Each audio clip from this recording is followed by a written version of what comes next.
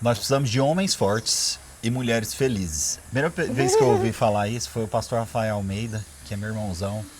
Um beijo pra você, pastor. Foi Deus te ele que abençoe muito. falou? Foi Eu não ele, sabia. ele que fez um. Ele começou a fazer uma ministração sobre isso. Homens fortes e mulheres felizes. Porque como que o mundo tem funcionado hoje e como tem sido construído isso na mente desde a infância. Eles têm tentado criar mulheres cada vez mais fortes, empoderadas, né? Essa palavra, eu odeio essa palavra, pelo sentido que foi colocado nela. Mas ela é a palavra moderna para uma coisa que já tem gerações sendo ensinada. Antes não usava a palavra empoderado, mas falava autossuficiente. Você não precisa depender de homem nenhum. Não existia uma palavra específica empoderada, mas já existia uma doutrina, um ensinamento, uma criação em cima disso há décadas, né? E assim, aqui eu não quero excluir a culpa do homem, até mesmo porque o próprio Senhor, desde lá do Éden, quando a mulher come do fruto proibido, Deus fala com o homem. Ou seja, a culpa da mulher ter errado, em última instância, Deus coloca no homem, porque ele é o que encabeça o relacionamento, ele é o responsável. E durante muito tempo, as mulheres foram obrigadas a serem fortes. As mulheres foram obrigadas a se tornar assim, até mesmo pela própria criação. Né? Às vezes uma mãe, vou te exemplificar, talvez você se encaixe nisso aqui. A sua mãe passou por problemas no casamento. Seu pai não foi um pai presente. Seu pai teve uma outra família, ele traiu a sua mãe, ele talvez te abandonou, ele abandonou a família. E aí a sua mãe começa a te criar com o seguinte conceito: filha, você não pode depender de um homem. Por quê? Porque foi o que ela experimentou. Ela passou por esse problemaço, ela teve que se virar, ela foi obrigada a criar musculatura. E aqui quando eu digo musculatura, entenda, ela foi obrigada a se tornar uma mulher forte, endurecida. Ela foi obrigada a se tornar mais masculina. No sentido real da palavra, ela precisou de ser a provedora, ela precisou de ser a protetora, ela precisou de ser aquela que traz segurança, ela precisou de ser o sacerdote. Por quê? Porque esse papel foi desocupado pelo homem, ela tem que se virar e virar o segundo homem dentro da casa. E aí ela ensina a filha a não ser dependente. Ela ensina a filha a crescer forte. A crescer forte. Olha, não dependa de homem. Você precisa aprender a ganhar o seu próprio dinheiro. Você não pode depender de ninguém. Você precisa ser provedora, protetora. E aqui entenda, de você não mesmo. é que a mulher ela não tenha que ter as próprias...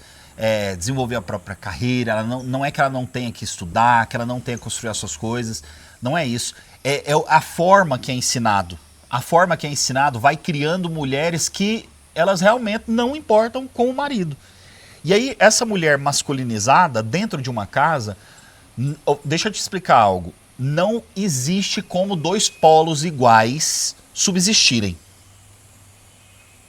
É sim, positivo e negativo. Igual na pilha.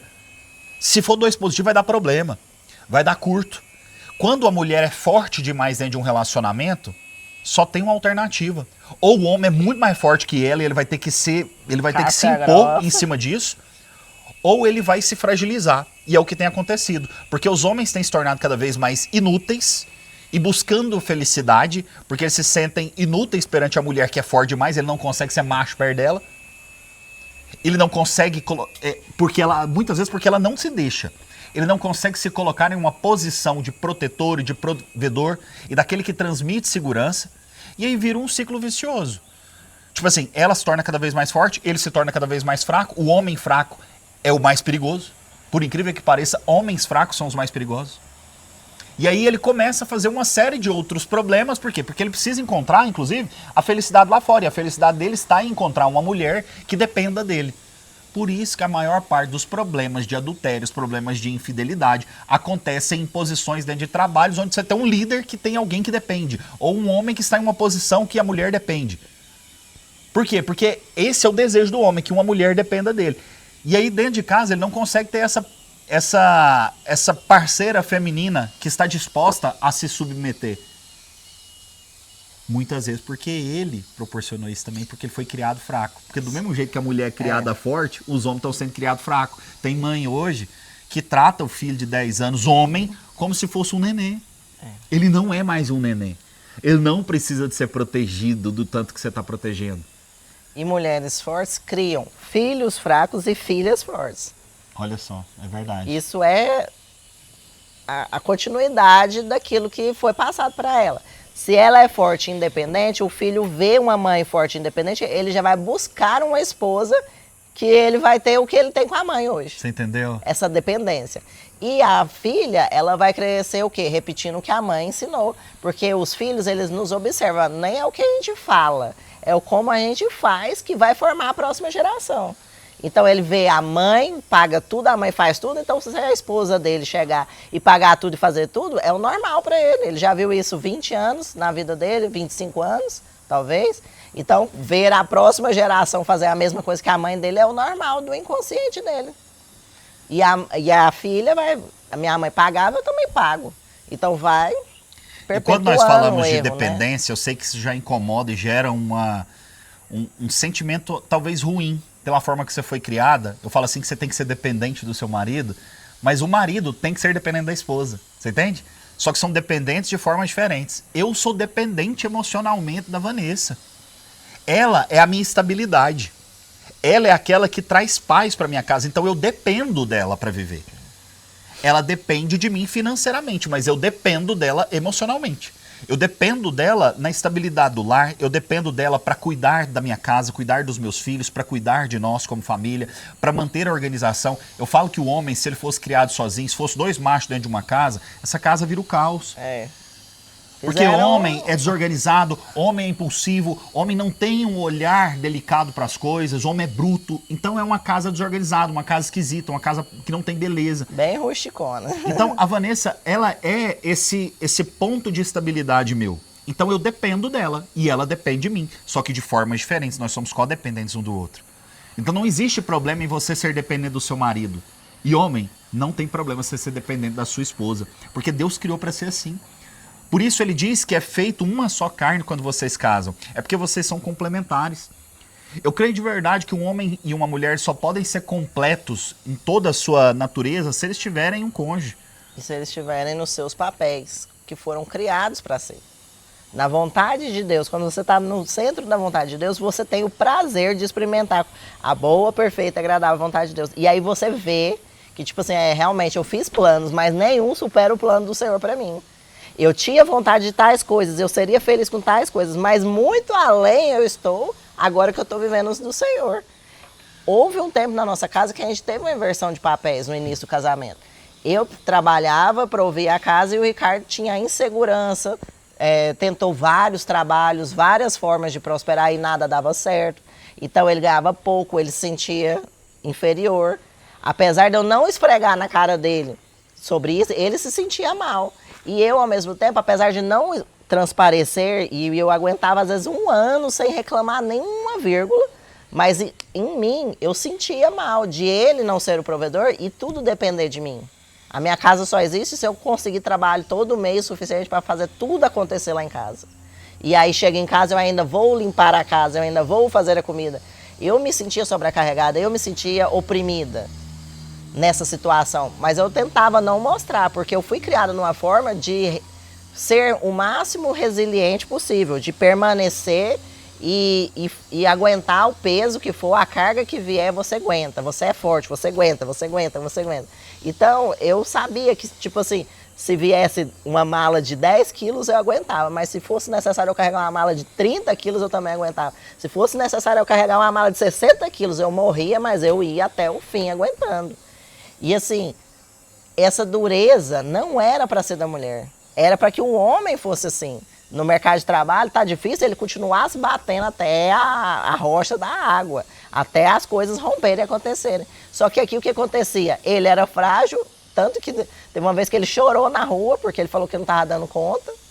E eu era forte, eu não chorava entre um projeto e outro. Mas eu falava, eu vou conseguir, eu vou conseguir, eu vou conseguir. Eu confrontava os colegas de trabalho. Que dia que a gente vai abrir o nosso próprio escritório? Que dia que a gente vai fazer uma obra nova só nossa?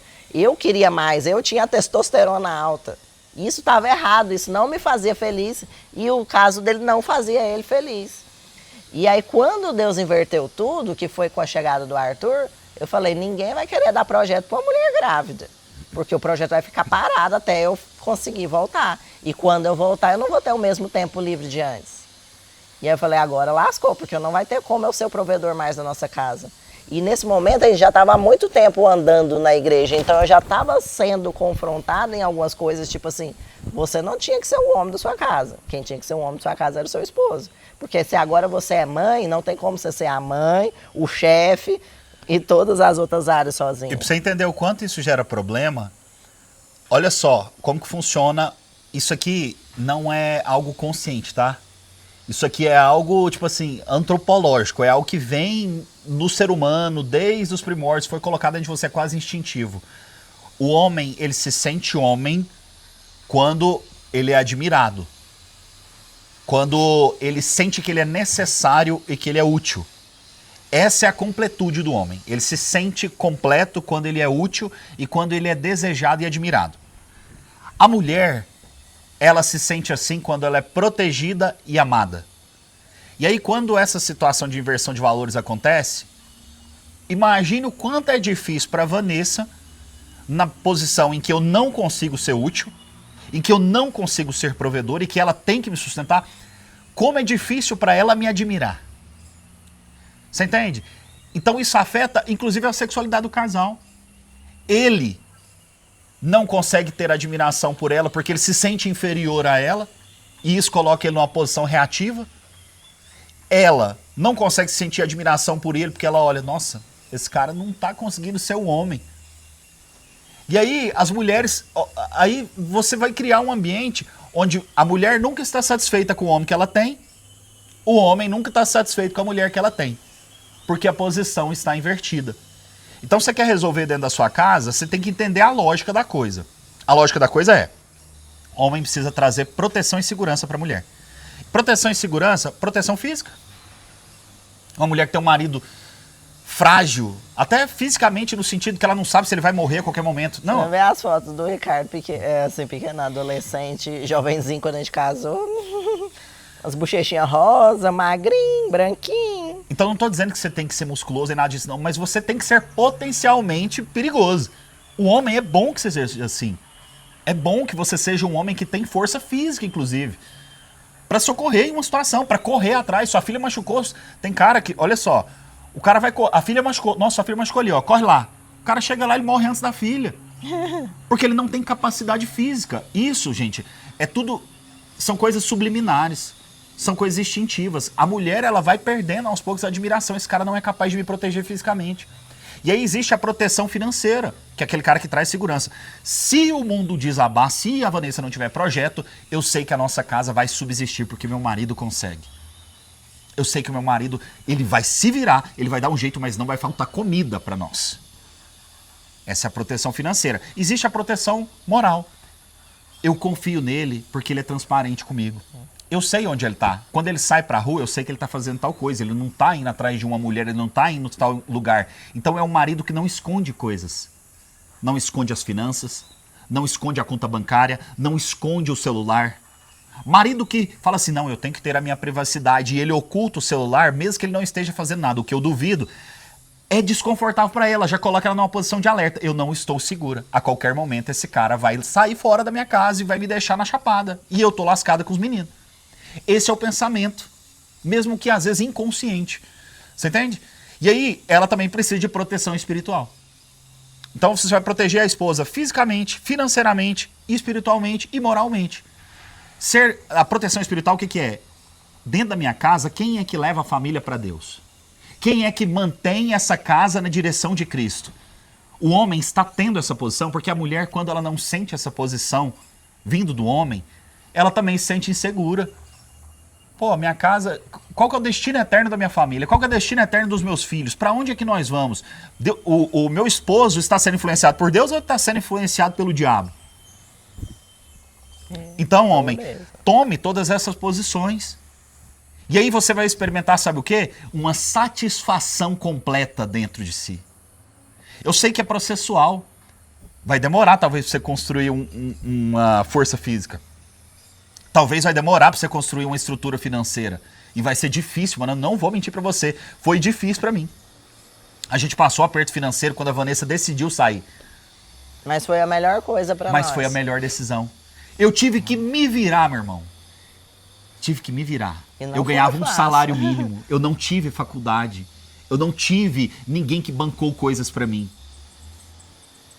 Então eu precisei me reconstruir. Eu precisei fazer isso. Precisei de aprender a ser um homem de Deus. Precisei aprender a ser um homem transparente, deixar o celular aberto e trazer essa segurança para minha esposa. Só que aí, depois disso, sabe o que aconteceu? Eu me senti útil.